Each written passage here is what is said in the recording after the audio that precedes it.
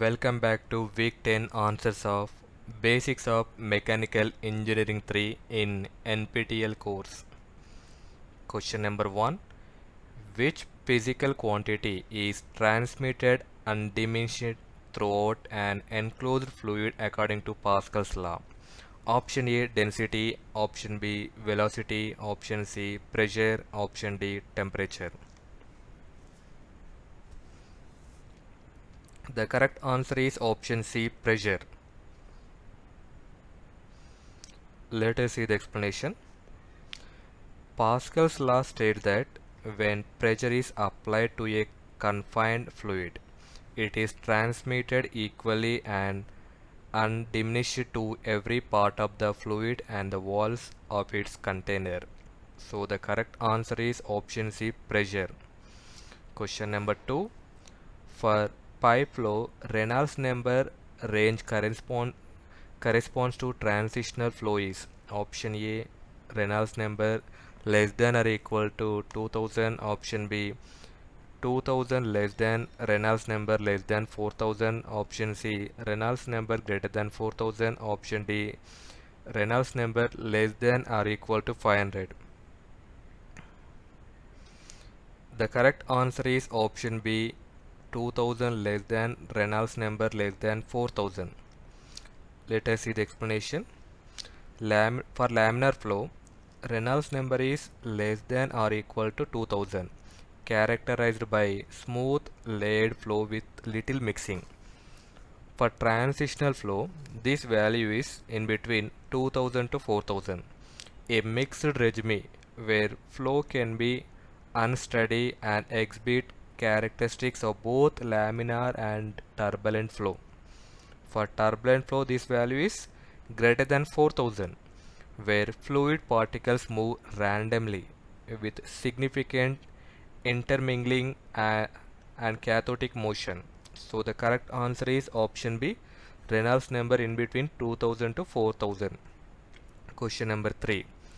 When an open tank of liquid is rotated, the shape formed by the liquid's free surface due to outward centrifugal force is called option A sphere, option B cylinder, option C paraboloid, option D ellipsoid. The correct answer is option C paraboloid. Let us see the explanation. Centrifugal force. When a liquid is rotated, the outward force exerted on it due to its rotation is called centrifugal force.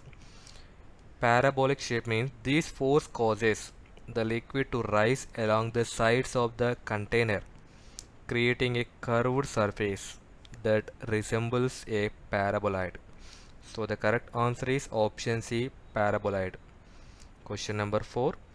In the Hagen-Poiseuille equation for laminar flow through a cylindrical pipe, which variable is raised to the power of 4?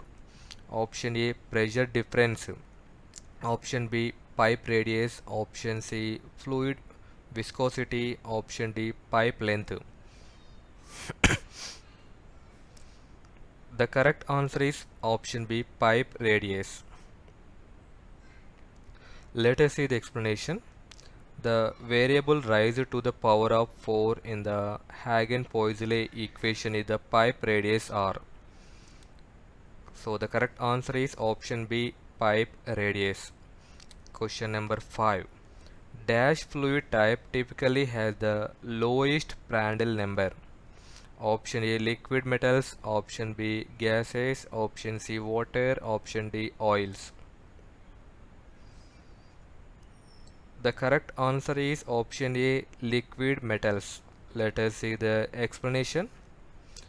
Liquid metals typically have the lowest Prandtl number, ranging from about 0.001 to 0.03, which indicates the heat diffuses much more quickly in these fluids compared to momentum.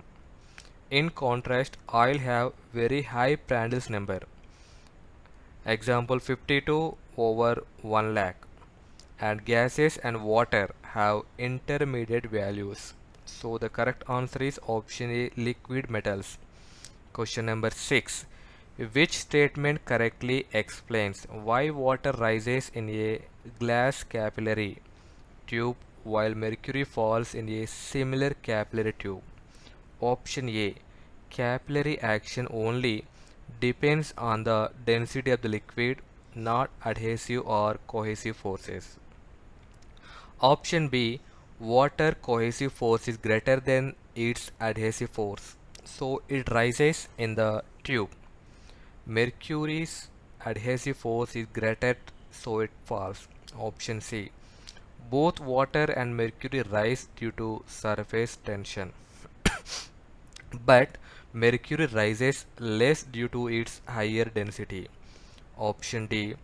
Water's adhesive force with glass is greater than its cohesive force, causing capillary rise.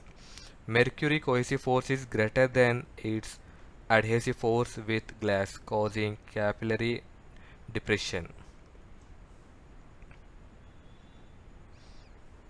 The correct answer is option D. Water adhesive force with glass is greater than its cohesive force, causing capillary rise. Mercury cohesive force is greater than its adhesive force with glass, causing capillary depression. Question number 7. SI unit of surface tension is option A Newton, option B Pascal, option C Newton per meter, option D Joule. The correct answer is option C Newton per meter. Let us see the explanation. The correct SI unit for surface tension is Newton per meter. This is because surface tension is defined as the force acting per unit length on the surface of a liquid, and its units are derived from force divided by length. So the correct answer is option C Newton per meter. Question number 8. Hydrostatic force on a submerged surface is primarily due to option A viscosity of the fluid, option B weight of the fluid above, option C surface tension, option D temperature of the fluid. The correct answer is option B weight of the fluid above. Let us see the explanation. Hydrostatic pressure, which is the force exerted by a fluid at rest on a surface, increases with the depth because of the increasing weight of the fluid column above that point. So the correct answer is option B weight of the fluid above. Question number 9. In a confined incompressible system with two positions, if a 13 Newton force is applied to piston 1 area 0.08 meter square, what will be the force exerted by the piston 2 area 0.12 meter square according to Pascal's law? Option A 45 newtons, option B 40 newtons, option C 16 newtons, option D 15 newtons. The correct answer is option A 45 newtons. Let us see the explanation. According to Pascal law, pressure is constant, that means P1 equal to P2, and force is inversely proportional to area. So the equation is F1 by A1 equal to F2 by A2.